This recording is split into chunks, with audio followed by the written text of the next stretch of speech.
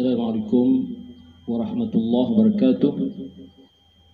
Alhamdulillah wa syukurillah wassalatu wassalamu ala rasulillah wa ala alihi wa sahbihi wa man tabi'ahu wa wala. Rabbi syrah li sadri wa yassir li amri wahlul 'uqdatam min lisani yafqahu qawli. Subhanaka la 'ilma lana illa ma 'allamtana innaka antal alimul hakim. La haula wala quwwata illa billahil aliyil azim. La haula wala quwwata illa billahil aliyil azim. Amma ba'd. Alhamdulillah, syukur kita kepada Allah Subhanahu wa taala karena dengan izinnya, dengan limpah dan kurnianya, maka sekali lagi kita dapat bertemu dalam siri tazkirah online ini untuk menceritakan ilmu-ilmu agama supaya dapat menjadi manfaat kepada kita semua di dunia dan di akhirat, insya-Allah. Amin. Tuan-tuan, saudara-saudari, para hadirin dan pendengar sekalian, maka kali ini kita akan menceritakan satu tajuk masih lagi berkenaan tentang sembahyang sunat, yang mana sebelum ini saya ada pernah ceritakan bahawa sembahyang sunat ini adalah satu ibadah yang dapat membantu kepada sembahyang fardu. Ya. Ibadah fardu, sembahyang fardu yang lemah. Sembahyang fardu kita yang ada kecacatan, yang tidak sempurna itu akan dapat ditampal ataupun ditutup dengan asbab kita mengerjakan sembahyang sunat-sunat ini. Tak kiralah sembahyang sunat apa sekalipun, maka sembahyang sunat itu ia dapat menampal ataupun menutup kelemahan, ketidaksempurnaan kita dalam mengerjakan sembahyang fardu. Ya. Jadi kali ini insya-Allah ada satu sembahyang lagi yang ada setengah kita yang masih tak berapa tahu apakah sembahyang ini, yang namanya ialah sembahyang sunat awabin. Sembahyang sunat awabin. Ada di kalangan kita yang masih tak berapa paham ataupun masih tak tahu ataupun sebagai ilmu baru kepada mereka. Jadi mudah-mudahan perkongsian kali ini, ya, perkongsian kita kali ini dapat memberi kepahaman kepada kita. Apakah itu sunat awabin? Biasa kita dengar orang sebut sunat awabin, ya. Tapi jarang-jarang kita nampak orang laksanakan sembahyang sunat ini, ya. Insya-Allah para pendengar sekalian, tuan-tuan sekalian yang dikasihi, insya-Allah kali ini kita akan perjelaskan apakah itu sembahyang sunat awabin, insya-Allah. Sembahyang sunat awabin ini adalah sembahyang yang dilakukan oleh orang yang ingin kembali kepada Allah Subhanahu wa taala. Al-awabin, yakni sembahyang yang dilakukan oleh orang yang ingin kembali kepada Allah Subhanahu wa taala, yang dikerjakan selepas sembahyang fardu maghrib sehingga masuk waktu sembahyang isya. Apabila sudah masuk waktu sembahyang isya, sunat awabin tidak boleh dikerjakan lagi. Ini sesuai sekali lah dengan firman Allah Subhanahu wa taala dalam Al-Qur'an. A'udzubillahi minasyaitonir rajim. Tatajafa junubuhum 'anil madaji'. Tatajafa junubuhum 'anil madaji'. Ini surah Sajadah, ya, ayat 16. Ya, maksudnya terjarak rusuk mereka dari tempat tidur. Terjarak rusuk mereka dari tempat tidur. Kata Nabi yang maksudnya melakukan sembahyang di antara waktu maghrib dan isya, hendaklah kamu bersembahyang di waktu itu, kerana sembahyang itu akan menghapuskan dosa segala cakap kosong di siang hari dan membersihkan akhir siang itu. Ini hadis Nabi Muhammad sallallahu alaihi wasallam.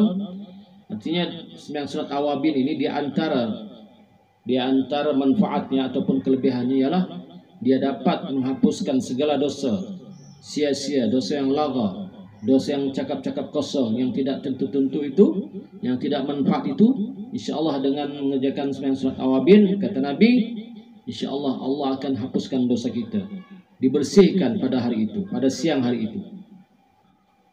Ada orang bertanya kepada Sayyidina Anas radhiyallahu anhu tentang tidur di antara maghrib dan isya. Apa kata Sayyidina Anas radhiyallahu anhu? Katanya janganlah dilakukan, karena waktu itu adalah saat yang Allah tujukan dengan ayat yang tadi kita baca, ya. Tatajafa junubuhum 'anil madaji'. Ya. Terjarak rusuk mereka dari tempat tidur mereka.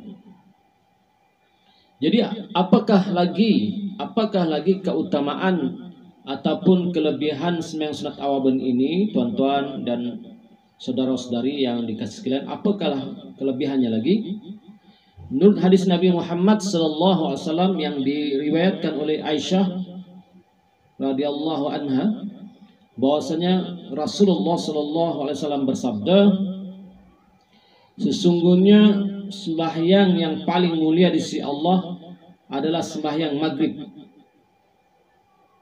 Dia tidak membatasinya, yakni tidak membezanya antara orang musafir dengan orang yang bermukim. Bermukim ini artinya yang menetap. Siapa yang melakukan sembahyang maghrib dan sesudah itu bersembahyang 2 rakaat, Allah dirikan untuknya 2 buah istana di dalam syurga. Orang yang bersembahyang 4 rakaat 2 salam sesudah sembahyang maghrib, diampun dosanya selama 20 tahun. Subhanallah. Setengah riwayat mengatakan selama 40 tahun diampun dosanya. Setengah riwayat mengatakan selama 40 tahun. Tuan-tuan, para pendengar yang dikasih sekalian, ada di kalangan kita yang belum sampai lagi umurnya sampai 40 tahun. Tetapi dengan asbab dia mengerjakan sembahyang sunat awabin ini, insyaallah Allah akan ampunkan dosanya selama 40 tahun. Setengah riwayat mengatakan 40 tahun. Hadis yang terbaca tadi 20 tahun. Ya. Mana-mana pun boleh digunakan hadis ini, tapi persoalannya adalah itulah pentingnya sembahyang sunat awabin yang ramai orang sekarang dah melupakannya ataupun meninggalkannya. Kemudian menurut riwayat Ummi Salamah dan Abi Hurairah radhiyallahu an, Ummi Salamah dan Abi Hurairah ini artinya Abu Hurairah, ya, radhiyallahu an, bahwa Nabi Muhammad sallallahu alaihi wasallam bersabda, orang yang bersembahyang 6 rakaat dengan 3 salam sesudah sembahyang fardu maghrib, disediakan untuknya pahala ibadah setahun penuh. Disediakan kepadanya pahala ibadah setahun penuh, atau seperti dia telah bersembahyang di malam Lailatul Qadar. Subhanallah. Orang yang sembahyang 6 rakaat, ya, 6 rakaat di antara maghrib dan isya, selepas sembahyang maghrib menunggu waktu isya itu, dia pun sembahyang 6 rakaat sunat awabin ini, maka hadis ini mengatakan bahwa disediakan untuknya pahala ibadah setahun penuh, atau seperti dia telah bersembahyang di malam Lailatul Qadar. Subhanallah, tuan-tuan. Hadis riwayat daripada Sa'id bin Jabir, ya, daripada Sauban, bahwa Nabi Muhammad SAW pernah bersabda, orang yang menahan dirinya di antara maghrib dan isya di masjid dalam kumpulan orang yang hanya bersembahyang atau membaca Al-Quran. Orang itu maknanya orang itu duduk di masjid lah, tak keluar masjid. Dalam kumpulan orang yang tengah bersembahyang ataupun membaca Al-Quran, dia ini duduk saja, duduk, ya, duduk, menahan dirinya, tak buat apa-apa pun. Telah menjadi hak bagi Allah untuk membuat kepadanya 2 buah mahligai di dalam syurga. Luas masing-masingnya, maknanya luas jarak di antara mahligai itu perjalanan 100 tahun. Serta Allah menyuruh menanami di antara 2 buah mahligai itu dengan tanam-tanaman yang mana bila diedar tanaman itu yang ditanam itu diedar kepada seluruh penduduk bumi ini ataupun penduduk dunia ini, niscaya masih mencukupi. Ini maksud hadis. Subhanallah. Ya. Kemudian ada pembantu rumah Rasulullah SAW yang bernama Abdullah. Ditanya orang, adakah Rasulullah pernah menyuruh orang sembahyang selain daripada sembahyang yang wajib? Ada orang bertanya kepada pembantu rumah Rasulullah bernama Abdullah ataupun Abdullah. Maka beliau menjawab ada, yaitu sembahyang antara maghrib dan isya. Yang dimaksudkan itu adalah sembahyang sunat awabin. Sabda Rasulullah SAW lagi, orang yang bersembahyang antara maghrib dan isya, maka sembahyangnya adalah sembahyang inabah. Inabah ini artinya kembali ke jalan Allah ataupun kembali kepada Allah.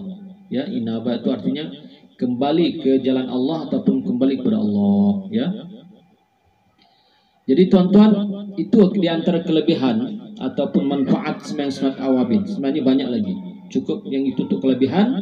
Sekarang kita nak ceritakan kaifiat. Apa pula kaifiatnya? Cerita kelebihan, manfaat, tapi kaifiat tak diceritakan. Jadi kami tak tahu. Sekarang saya nak ceritakan pada tuan-tuan bagaimana ke kaifiat. Kaifiat ataupun cara-cara mengerjakannya. Okey. Kaifiat mengerjakan sembahyang sunat awabin ini, dia ada 6 rakaat, ya. 6 rakaat.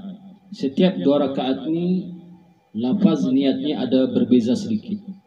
Ya, setiap 2 rakaat lafaz niatnya ada perbezaan sedikit, ya. Okey, lafaz niat untuk 2 rakaat yang pertama, lafaz niatnya ialah usalli sunnatal awwabin ma'a hifzil iman raka'ataini lillahi ta'ala. Artinya sahaja aku salat 2 rakaat sunat awwabin serta menjaga iman sunat kerana Allah Ta'ala. Bacaan surah yang 2 rakaat tadi, rakaat pertama ialah selepas Al-Fatihah baca 6 kali surah Al-Ikhlas, sekali surah Al-Falaq dan sekali surah An-Nas.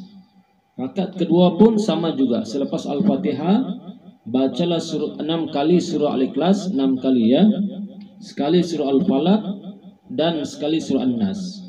Ini kaifiat sembahyang pertama, yang 2 rakaat yang pertama, ya. Selepas itu sebelum memberi salam di sujud yang terakhir, baca doa ketika sujud itu, ya.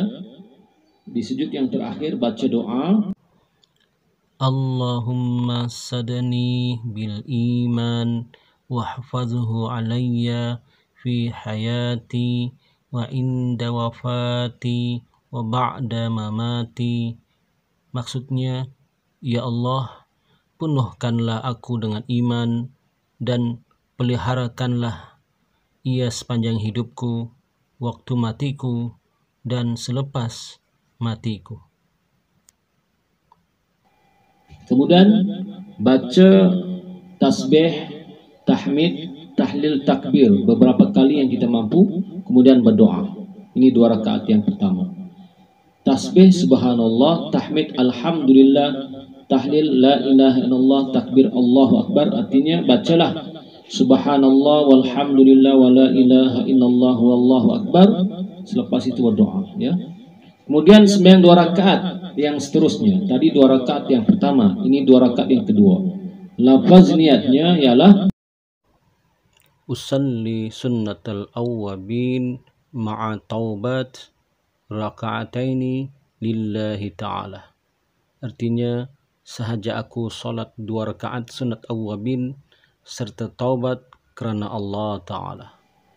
Tiap-tiap rakaat yang pertama dan rakaat kedua selepas membaca Al-Fatihah, bolehlah dibaca mana-mana surah dari Al-Quran yang kita kehendaki ataupun kita hafal, ya. Kemudian sembahyang 2 rakaat yang ketiga.